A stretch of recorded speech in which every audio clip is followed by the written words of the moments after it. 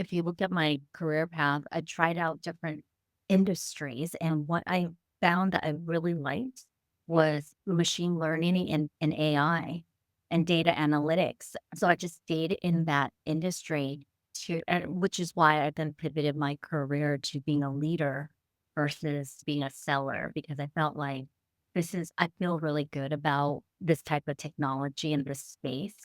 And then learning everything I've learned about how to be a good prospector, doing sales development, which then allowed me to be more comfortable and confident about going into that leadership. This is Conversations with Women in Sales, an award-winning podcast launched by Barbara Giamanco and now hosted by Lori Richardson. Listen to interviews with amazing women about their journeys in their sales careers, often discussing sales leadership tips, ideas, and strategies. We aim to inspire women to consider or continue a sales career, and for some women to grow into sales leadership. Men, we need your support and appreciate your allyship. Now here's our host, Lori Richardson. I'm here today with Nhungly Dang, and she is the founder and CEO of a company called Pipe Vision IQ. Welcome, Nhungly. So great. Thank you, Lori. Thank you for having me today. Yeah, it's really exciting to be able to chat. One of the things I like to start with on our podcast is what people were thinking about back when you got to think back to when you were in school. And most people don't go into the sales field or anything around sales because of their school. But you had a career trajectory you started as it looks like an account manager and then an account executive. So when you were at UC Davis, what were you thinking about doing? Oh my gosh. Long story short, I never thought I was going to be in sales. Right, growing up in an Asian household, you really had four career paths: a doctor of some sort, a dentist, a pharmacist, or an engineer. And obviously, I'm neither any of those. But that's the path my sisters took. My two older sisters, one became an optometrist. The other one she got her master's in public health and worked for Kaiser. And I went into UC Davis as a biosci major. And after the second year, so my oldest sister went there too. I told her, I said, I'm gonna flunk out of college. Like, I need to change my major, and I just don't know what I should do, because you don't have that. Growing up in my family, it was like there wasn't a lot of options. So that's what was talked about all the time, was those four careers. So I had a really hard time, and I asked my sister, I said, "What should I do?" She said, "Try international business or rhetoric and communication, something that you think you'll be more interested in studying about." Yeah. And so that's what I did. My third year, I changed my major. I double major and did international business, world trade and development, thinking I was going to do like import export. And then also Travel. yeah, and rhetoric and communication. I did some internships, and then I did like, oh gosh, I just don't know what I want to do when I graduate. So we'll see what happens. Which seems fair at a young age. It's a lot of pressure to put on young adults, don't you think? Yeah. I think a lot of kids nowadays, they have a gap year.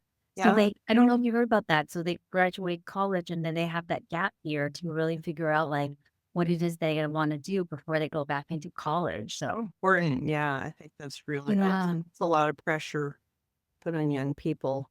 So you ended up getting a job as an account manager? Is that what happened? yeah, so I had two jobs when I graduated college.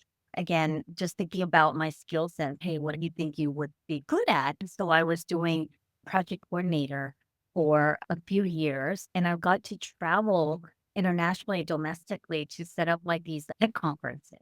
So that was really interesting. And then a friend of mine introduced me to tech sales when I was like 25. So I was really nervous. I'm just like, oh, I've never thought of myself as a salesperson or anything. So was this friend making good money and saying, oh, you got to get it? And Yeah. And being in the Bay Area, it's hard not to get sucked into the high tech world. But a funny story, what I did to prepare myself and just figure out like, hey, can I do this? Right? I'd be a salesperson. I ended up getting a job before I started. I ended up getting a job at Macy's selling women's shoes, something I like. And because I've never had to be on commission before. So it's, oh, how does that work? Because of how you my performance. And long story short, I did really well because it was about figuring out a process and a workflow that made sense for how many customers I can get to. And it's so random. I memorized a stock room because when someone says, I want these pair of shoes, how do you find it? You go back there and you get lost. So I just memorized how the stockroom was set up for the different type of shoes. And so I was able to get and serve more women customers, right, as quickly as possible. And it's just something I learned about sales. It's like, Efficiency was important. yes, yeah. I'm like, I can do this. It's funny because my sister and I both worked at Nordstrom in the shoe department. She did it longer than I did. I did some other roles, but yeah, that's a really great way to learn about customers and getting people what they want and helping them with what they need. And it's a really great Yeah. training ground. Yeah. And you'll be surprised, like you're in that role. And so people are looking to you for advice. Yeah. Even women would ask me, like, what do you think? Does this look good? What other type of shoes do you have? I think it's very relatable in any type of sales role you go into because people are going to look at you as like a product expert or And the best ones are consultative and they'll say, you know what? I don't think that's the best one for you. Try this other one. yeah, exactly. That's Yeah. funny. That's great. And so from there, so you got into tech sales. Yeah, yeah. So Sonic Wall was the company. It's a cybersecurity company and learned a lot. So I again made a few different moves to different type of companies. And in 2007, I went to Cisco WebEx. Yeah. So that was the first company where I worked for a SaaS solution. So selling it was very different because it's more definitely much more consultative because now I can FX was just early phases. yeah, yeah, and you had to really understand people's operations Yeah. in order to then help them understand how is this virtual conference solution going to provide efficiency, right? And then at that same time, I also learned a blueprint for a systematic prospecting and outbound motion, Wow. which is essentially how I developed my career. After that, I learned it. I'm just like, oh, this is really cool.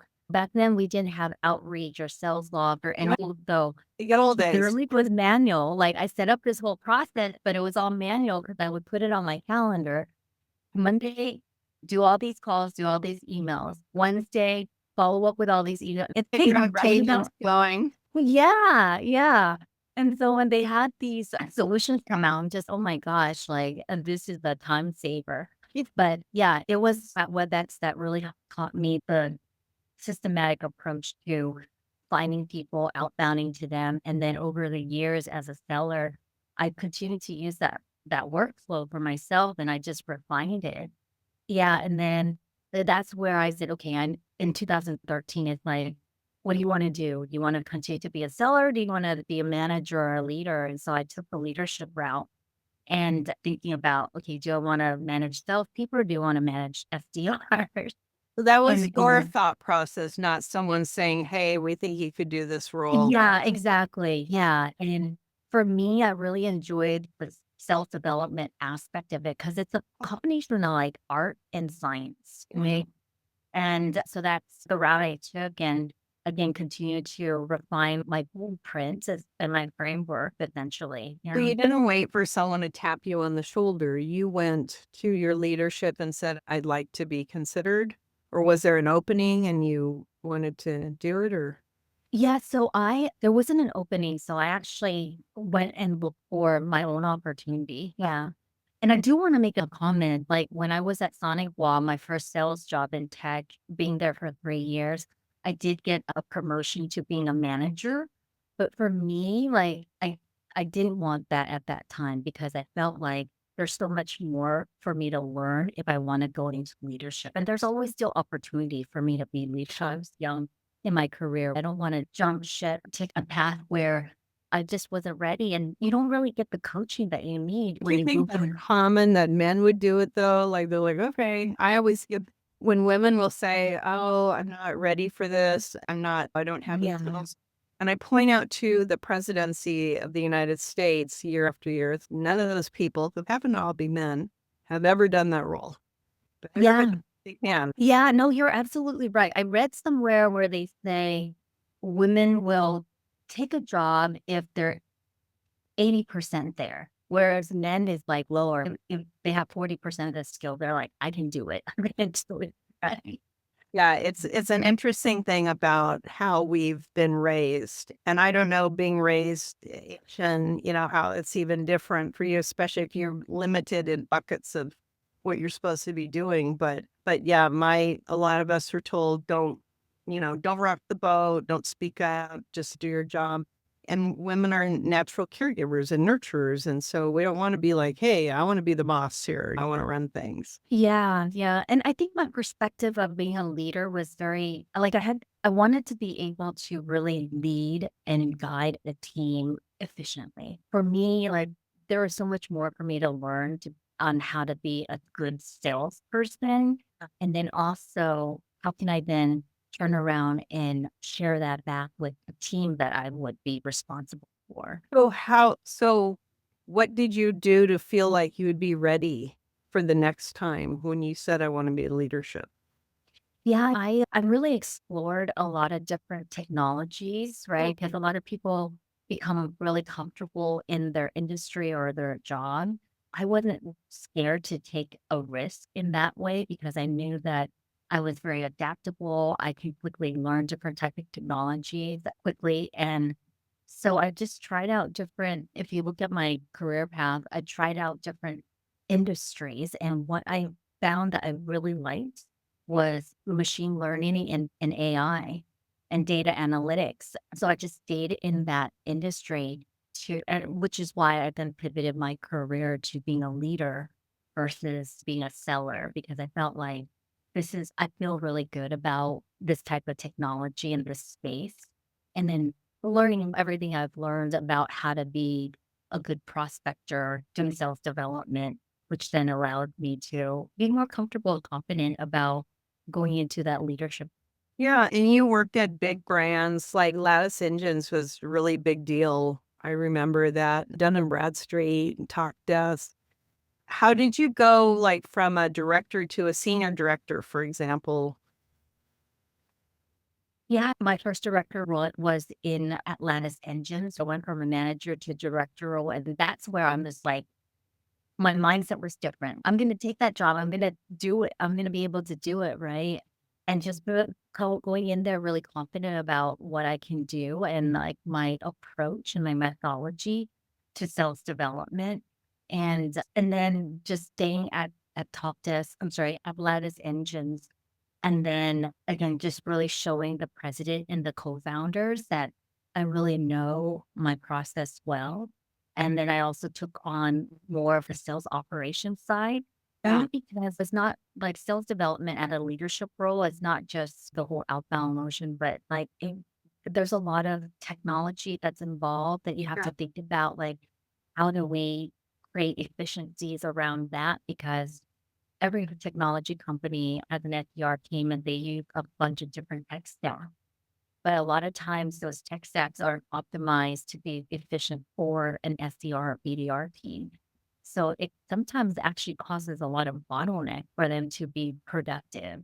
So that's where I started to learn a little bit more about how all of these technologies interact together on the back end.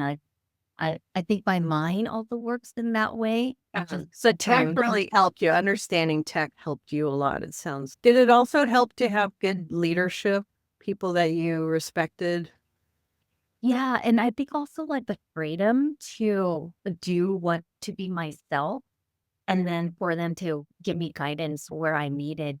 But I think you have to give people some room to figure things out before you actually step in and say, hey, maybe think about it this way instead of you have to do it this way. Because in sales, it can be done a number of different ways. And did you have many women in those SDR roles? I think we were talking ahead, and it sounds like you've not experienced as many women as maybe we should. Yeah, it's interesting. It goes in waves, right? Because like when I had to go out and hire for those roles, sometimes we just hit a dry spell of no women were interested or the resumes weren't coming through. But luckily, like we always try to focus on making sure there's a diverse group within the BDR SDR team. Yeah. Yeah, a lot of women didn't apply because they didn't even know about it, I think, in a lot of ways. When I talk to young women in high school, sometimes they don't even know that there's B2B selling, that it's a real job, that you could do it. They know retail. Everybody knows retail. And, Right. and there's some great former retail people and people in hospitality that have gone into selling. We're talking about selling shoes. Yeah, exactly. Yep. Great people go from Nordstrom or Macy's or Enterprise, rent a car. You get that great person at the counter, and you're like, Yeah. you could not work weekends if you. Exactly. I think also, like, some of the younger women I've talked to in the past, they have an idea of a stereotype of a salesperson, right? And I don't wanna be that type of salesperson, so I don't wanna go into sales. I'm like, "You could be whatever salesperson you want to be. It doesn't have to be whatever you have in your mind, right? You could Yes. be." Yeah. And traditionally, sales has been one of the least trusted professions when people are polled right above politicians, which is so sad. Yes. But hopefully, we'll continue to show that the great things that sales can do, especially now with AI coming into play. How do you see? I know that you've left corporate at this point and you go and you're a visitor now, like I am, and you still love to help with the sales development space, right? Yeah. So, Yeah.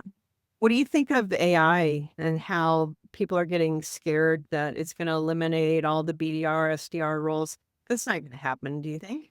No, I don't think yeah, like human BDRs and SDRs are not gonna go away. I think what will happen is their skill set and the type of skill that we look for in that type of role might be slightly different because if AI is coming in to help automate very tedious manual tasks, like now an SDR doesn't have to build their own list or find emails and phone numbers, right? Try to create their own ICP from scratch. Like all that is handled by an AI, even like down to creating like a very personalized messaging. The AI platform and SDR like AI platform will do that.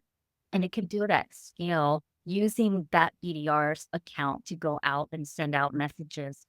But when we get a hit, in the sense that someone replies or express interest, like the human SDR needs to then pick up and do the qualification. So that's where I'm saying like their skill set and where we need to train and focus is more around product knowledge. Because for whatever reason, a lot of companies don't think BDRs or SDRs need a lot of product knowledge. If you feel comfortable talking about something if you don't really truly understand what it does.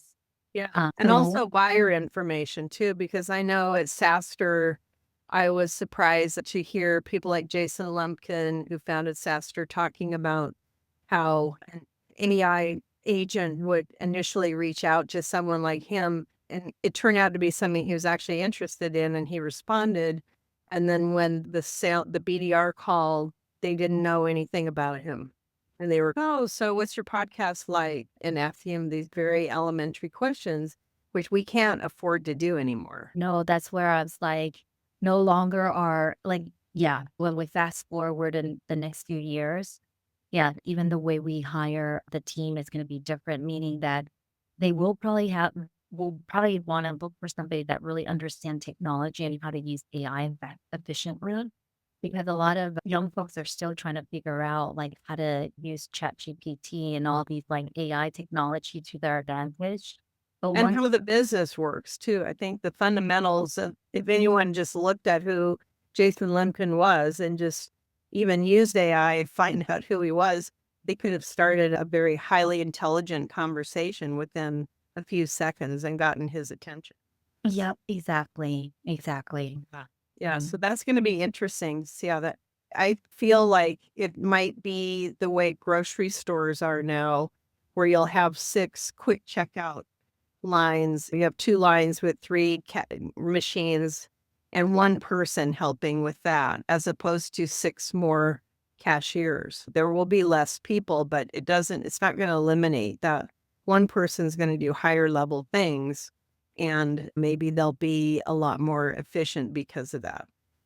Yeah, exactly. That's the way I see AI and the BDR team. So if you have maybe a team of 10 right now that are doing the following up on leads or doing the outbound motion, perhaps you can still use those 10 or something much more advanced, right? I mean, conducting demos or being like junior AE of some sort, and then using AI to actually do all of the outbound and then pass those replies and meetings to the 10 Yeah. human SDRs for them to really have the appropriate conversation. Yeah, maybe be more full cycle so you're going from BDR to AE, like, quicker than you might have, yeah.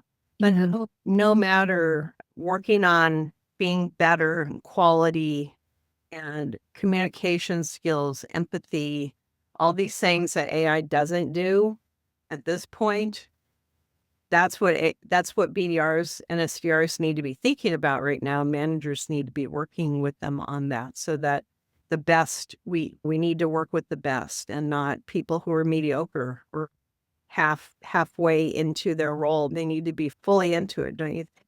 Yeah, just totally agree with you because the space is pretty competitive. And with AI, like they're not going to need as many BDRs or SDRs. Yeah, your skill set's going to definitely have to level up. So you're competing with others that are really good. Yeah, that's so interesting. I'm curious. I always like to know what people are reading, or I don't know if you're a reader. I'm a reader, but podcast. What do you recommend that gets you inspired or helps you keep learning? I'm a reader, more of a reader now that I don't commute. But when I used to commute, my sister introduced me to Joe Dispenza. Probably been 7 years now. And she introduced me to a book called Breaking the Habit of Being Yourself. Ah, And so when I used to commute back and forth from San Jose to San Mateo, I used to listen to the audiobook, but it's pretty much about self-awareness. Like we all run on autopilot because we're so used to, for instance, getting in the car, driving. You don't even think twice. 30 minutes pass by and you're like, oh, wow, I'm at work already. So it's just like breaking out of the habit of just being on autopilot so that you can start to be aware of things that you want to improve yeah, in order for us to, let's say, we want to go to the gym but every morning we wake up and we make excuses of why we won't go to the gym or whatever day of time of day it is, right? But being aware that you're at that moment, now you have to make a decision. Like, I'm not going to say, no, I'm not going to go. I'm actually going to go and then making the effort to actually do it. yeah.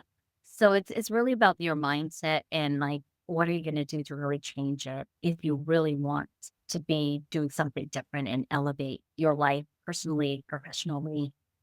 Yeah, and that's so important in a sales role for sure. It's critical. Mindset is critical for Oh, it totally is. Yeah, because you have to be resilient to work through people saying no or whatever the roadblock is, right? Yeah. And so now, just so people know what you're doing, you're a strategist for SDR, BDRs, and consult. You help revenue leaders optimize the workflows. Yeah. And you're very data driven with your approach and you're integrating AI. So, who's a good customer for you? Yeah. So right now, I would say there's two different type of customers for me. So traditionally, I've always worked with mid-sized to enterprise organizations that already have an SDR, BDR team in place that does inbound, outbound. And it's still my bread and butter because I really love that space and going in and helping optimize existing workflows, processes, and even the tech stack that they're using.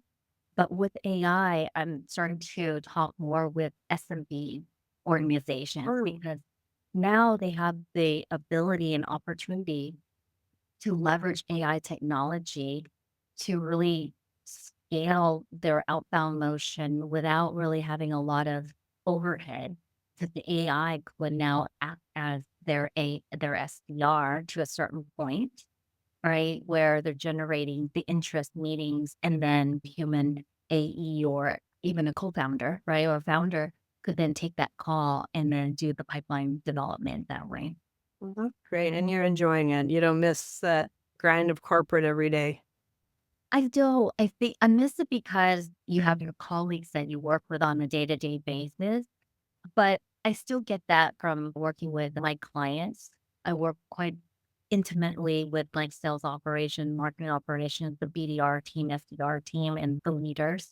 So in that sense, it's still nice to be connected.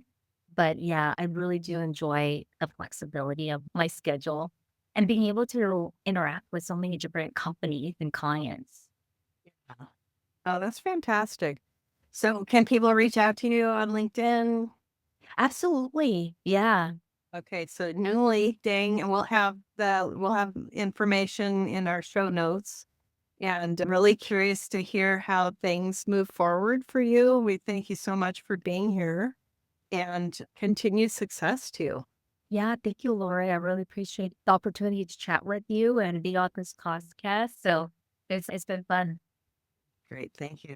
I'm your announcer, Larry Long Jr., and we sincerely thank you for listening to this episode of Conversations with Women in Sales, encouraging you to share an episode with all of your friends and your favorite male allies. Let's work together to change the face of sales. Until next time, you can find all of our episodes at womensalespros.com/podcast.